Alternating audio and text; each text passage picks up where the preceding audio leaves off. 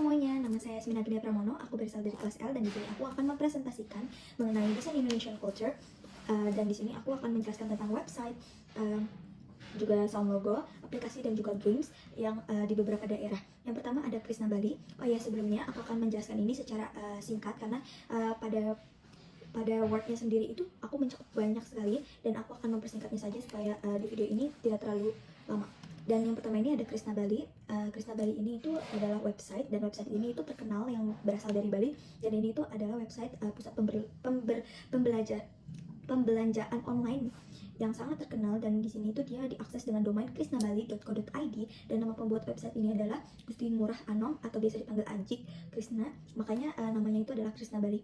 Dan website ini dibuat dan diresmikan pada tanggal 28 April 2009. Dan update terakhirnya itu tertera di sini adalah 24 Maret 2024, dan itu sangat baru, mungkin itu di update-nya baru banget. Lalu kontraknya juga pada tanggal 29 April 2025, dan website ini tuh tanpa sponsor. Dan di Krisna Bali itu diterbitinnya itu oleh PT Registrasi Neva Angkasa yang berada di Gedung Cyber Duat Tower di Jakarta Selatan. Dan gagasan awal Krisna Bali ini, konsep itu membawa kekayaan budaya Bali ke dunia maya. Kenapa? Karena dia ini selain pusat pembelanjaan online, dia juga di website ini dia itu memberi konten-konten yang edukatif mengenai Bali, misalnya seperti menampilkan cara membuat makanan khas Bali, yaitu yang mereka jual, dan juga mereka menampilkan cara membuat kerajinan di Bali, serta juga mereka mencantumkan semua khas-khas yang di Bali seperti ukiran, batik Bali, dan lain-lain. Dan ini menurut saya desain itu menarik dan identitas visualnya itu khas, karena di Krisna Bali ini pengunjungnya itu diedukatif melalui desain-desain atau motif-motif tradisional khas Bali pada website ini. Dan Krisna Bali ini tujuannya untuk membuat orang-orang yang pengunjung di Bali itu terpikat oleh website ini, supaya mereka itu mau datang ke tempat Krisna Bali ini, karena di website ini tertera lokasinya, tertera kontaknya yang bisa dihubungi, supaya mereka itu yang tertarik oleh khas Bali itu mereka ke sana dan bisa melihat kerajinan tangan, bisa melihat makanan-makanan yang banyak khas Bali, dan mereka tertarik untuk membelinya. Selanjutnya website ini itu menurut saya sangat menarik, karena untuk UI UX sendiri itu udah benar, dan menurut saya ini sangat enak dilihat, sangat menarik untuk dilihat, karena selain dia itu ada pop-up untuk berbelanja online-nya, ada juga kayak bermacam-macam makanan populer yang di sana itu tertera semuanya di situ beserta harganya. Selanjutnya ada logo sound Tokopedia, dan bunyinya itu seperti ini.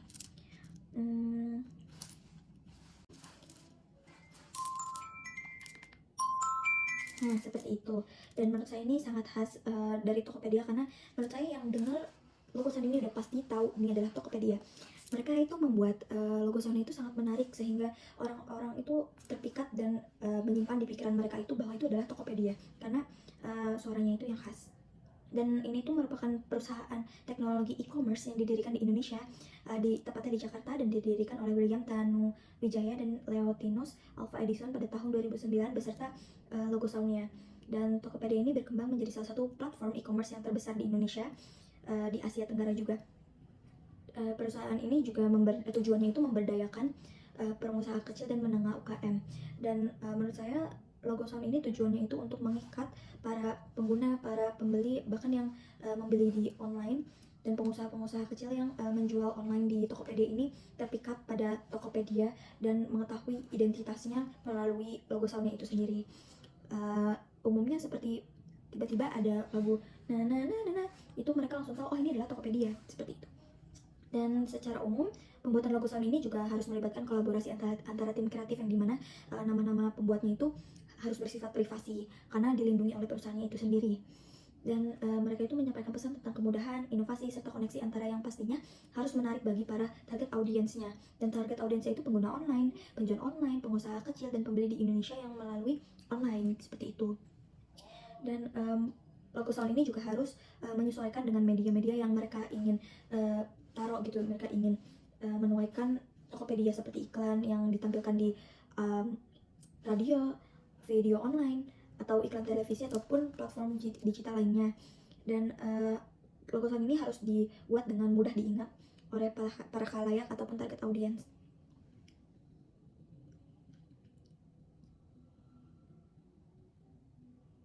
Nah, konsep komunikasi yang di logo salon Tokopedia ini bertujuan untuk menciptakan koneksi emosional dengan pengguna yang melekat, sehingga harus mudah diingat dibuatnya dengan melalui kombinasi musik atau suara yang mudah diingat juga. Nah, logo salon Tokopedia ini juga sebuah karya suara yang dirancang dengan cermat untuk mencerminkan nilai-nilai merek seperti kemudahan dan inovasi. Itu adalah nilai-nilai dari Tokopedia-nya itu sendiri melalui estetika suara yang menarik dan persuasif. Tokopedia itu juga harus berhasil memperkuat identitas mereknya dan meningkatkan kesadaran merek di pasar online supaya mereka itu selalu ingat kepada Tokopedia. Pengaruh global dan lokalnya dari sound logo Tokopedia itu sendiri itu menunjukkan cara yang cerdas dalam memadukan identitas global dengan elemen lokal yang unik. Secara global, logo sound ini juga menjadi simbol pengenalan mereka yang merek yang mudah dikenali di berbagai belahan dunia, memperluas jangkauan Tokopedia ke pasar internasional dan menarik perhatian audiens global. Dan juga mereka itu menggabungkan elemen global dan lokal sehingga sound logo di Tokopedia itu menciptakan pengalaman yang dapat dinikmati oleh para audiens internasional sambil tetap mempertahankan akar dan identitas sebagai merek Indonesia. Seperti itu. Selanjutnya ada Pamali Indonesia. Ini adalah sebuah aplikasi games horor yang berasal dari Bandung, Jawa Barat. Dan ini tuh dirancang oleh Storytel Studio pada tahun 2018. Namanya itu Pamali dan berarti itu artinya itu tabu dalam bahasa Indonesia, dalam bahasa Sunda maaf, perintah yang tidak boleh dilanggar. Nah, pengembangan permainan ini itu berbasis di Bandung, Jawa Barat. Sedangkan penerbitannya itu dipercaya oleh Storytel Studio, Storytel, Maple Whispering, dan Active Gaming Media. Banyak sekali. Dan permainan ini dirilis pada tanggal 27 Desember 2018 dan dimainkan di platform Microsoft Windows atau di laptop atau PC. Dan diberitahukan permainan video ini independen dan petualangan gendernya. Dan banyak sekali tradisi di Pamali ini berkaitan dengan makhluk halus atau kayak hantu seperti itu. Desain ini juga cukup kompleks karena mengandung banyak kultur Indonesia di dalamnya, menggunakan cahaya loki karena ini adalah game horor hantu yang dipilih juga berdasarkan hantu-hantu yang ada di Indonesia seperti kuntilanak, leak dari Bali, tuyul, dan lain-lain ataupun pocong seperti itu. Dan pengaruh global dan lokalnya ini memainkan peran penting dalam pengembangan serta dalam pemainannya oleh para pemain Indonesia. Dari segi global juga permainan video ini memungkinkan para pemain dari berbagai belahan dunia untuk mengetahui hantu-hantu yang ada di Indonesia serta sejarah yang ada di Indonesia dan menikmati pengalaman yang sama, memperluas cakupan audiensnya secara internasional.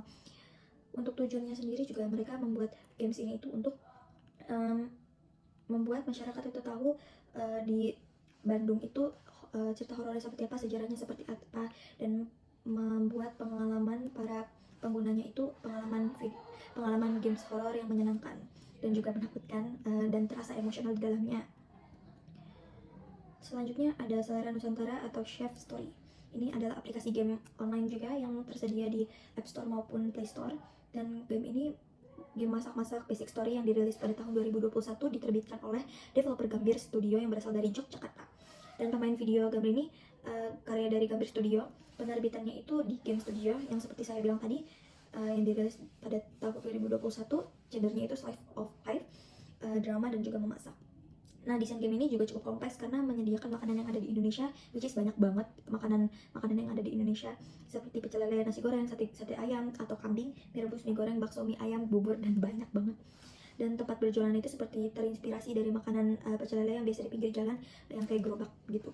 Dan itu merupakan UMKM yang ada di Indonesia, makanya mereka memakai gerobak atau stall.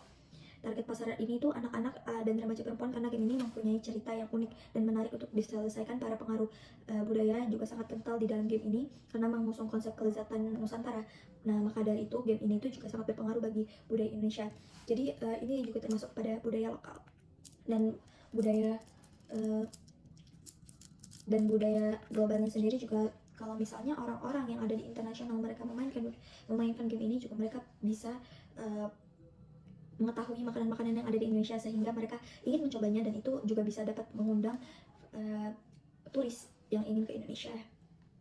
Lalu selanjutnya ada Ikatan Arsitek Indonesia Sumatera Utara, dan ini adalah website yang dimana mereka ini tujuan websitenya itu untuk orang-orang mengetahui arsitek yang ada di Indonesia dan yang mau mencari arsitek, dan juga beberapa banyak sekali orang yang ingin mencari pekerjaan yang berasal dari jurusan arsitek itu bisa banget ke artikel ini, website ini.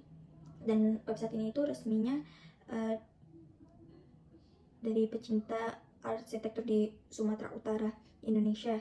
Dan website ini domainnya iai.sumut.co.id dan bertujuan untuk memberikan informasi komprehensif dari dan terkini seputar dunia arsitektur dan memfasilitasi komunikasi antara para profesional.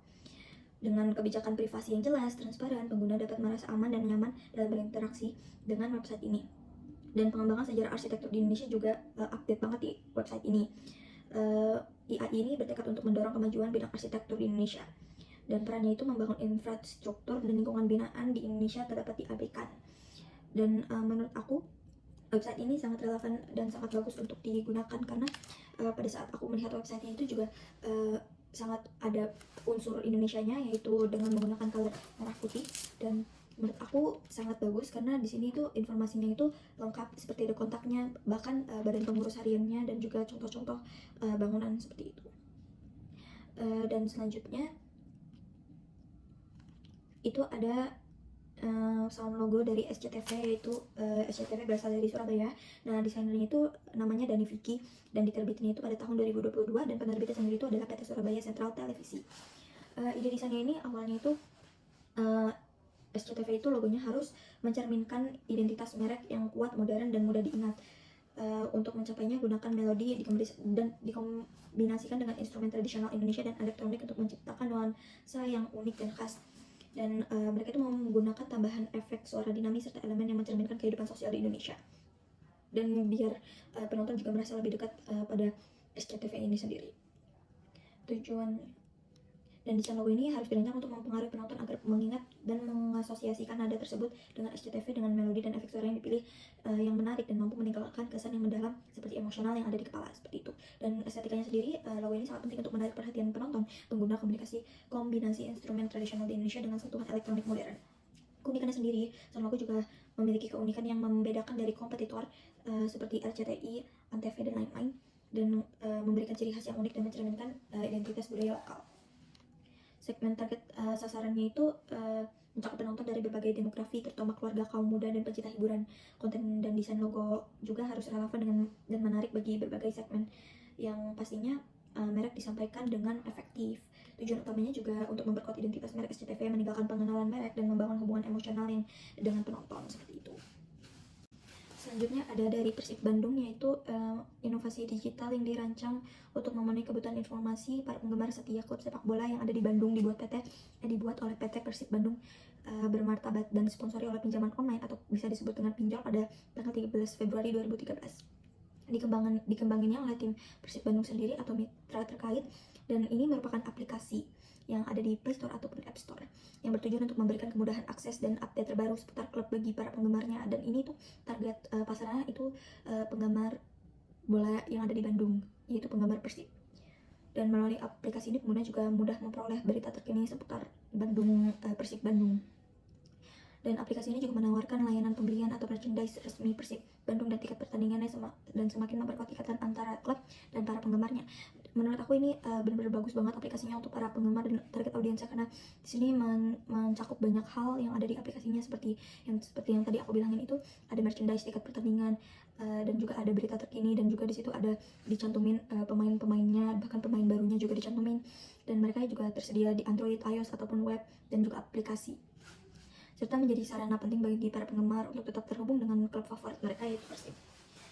Dan dalam rangkai pesan persuasif ini juga memperkenalkan aplikasi Persib ini pada penggemar klub, penting untuk memahami esensi komunikasi yang menghubungi dengan mereka secara personal.